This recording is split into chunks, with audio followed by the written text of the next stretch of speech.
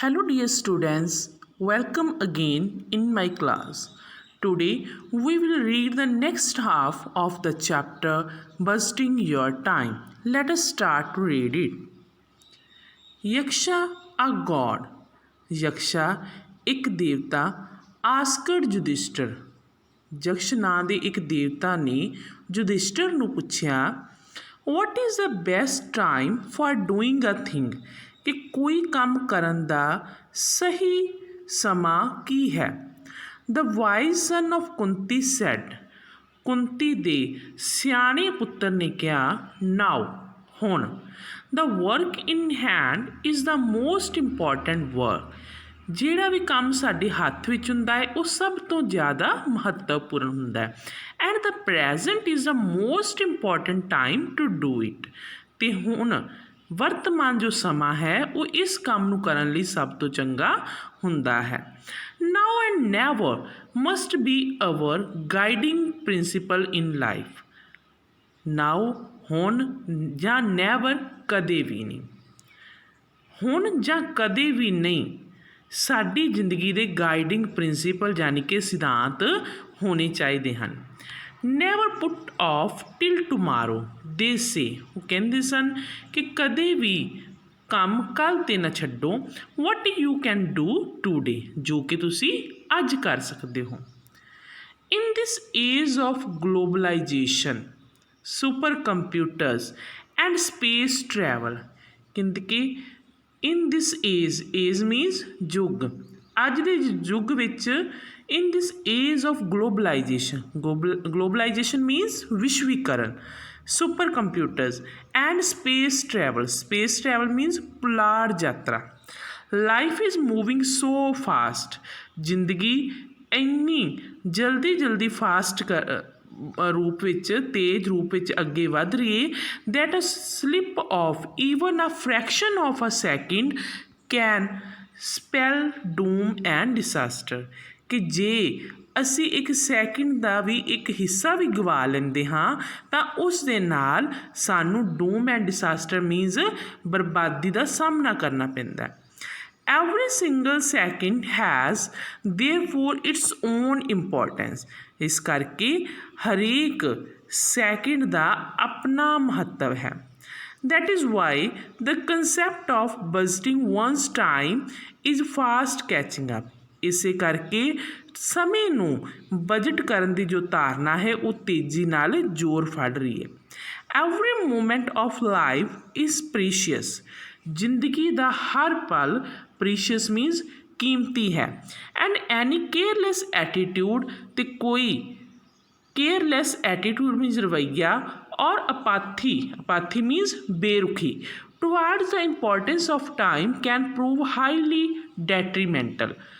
ਡੈਟਰੀਮੈਂਟਲ means harmful ਨੁਕਸਾਨਦਾਇਕ to any society ਕਹਿੰਦੇ ਕਿ every moment of life is precious ਕਿ ਜ਼ਿੰਦਗੀ ਦਾ ਹਰ ਪਲ ਕੀ ਹੈ ਪ੍ਰੀਸ਼ੀਅਸ ਹੈ ਕੀਮਤੀ ਹੈ ਐਂਡ ਐਨੀ ਕੇਅਰਲੈਸ ਐਟੀਟਿਊਡ ਔਰ ਅਪਾਥੀ ਟੁਵਾਰਡਸ ਦ ਇੰਪੋਰਟੈਂਸ ਆਫ ਟਾਈਮ ਅਤੇ ਜੇਕਰ ਅਸੀਂ ਸਮੇਂ ਦੇ ਪ੍ਰਤੀ ਕੋਈ ਕੇਅਰਲੈਸ ਐਟੀਟਿਊਡ ਰੱਖਦੇ ਹਾਂ ਜਾਂ ਬੇਰੁਖੀ ਦਿਖਾਉਂਦੇ ਹਾਂ can prove highly detrimental to any society ਤਾਂ ਉਹ ਕਿਸੇ ਵੀ ਸਮਾਜ ਲਈ ਬਹੁਤ ਹੀ ਵਿਨਾਸ਼ਕਾਰੀ ਹਾਰਮਫੁਲ ਹੋ ਸਕਦਾ ਹੈ।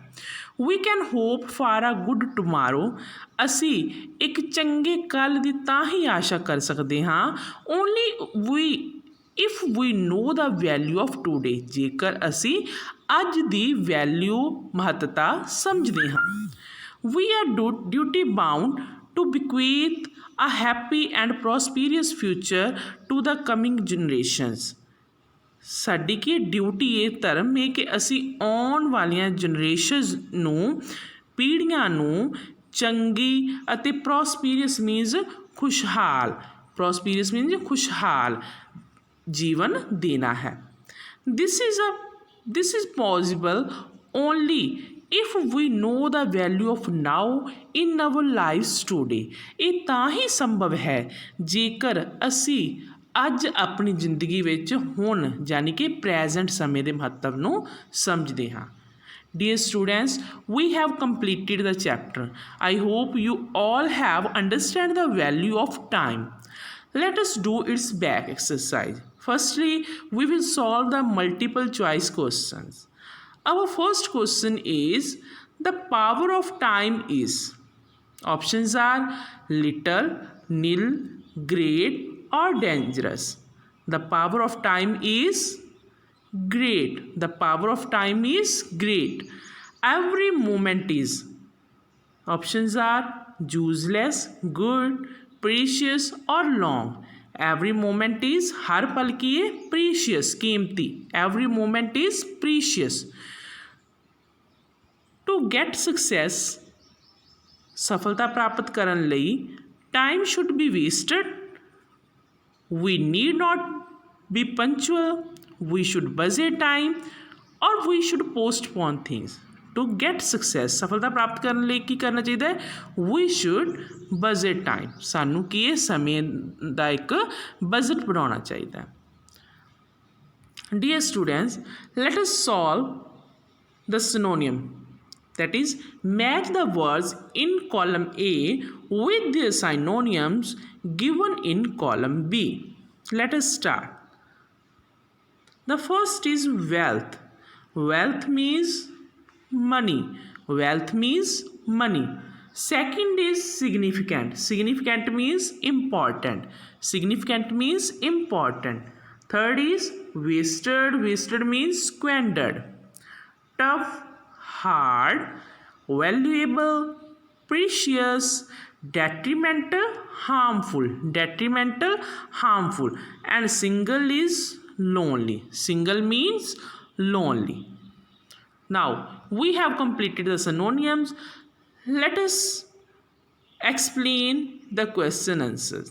The first question is, why is money considered so important?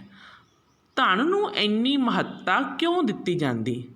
It is said that money makes the mare go. That is why money is considered so important.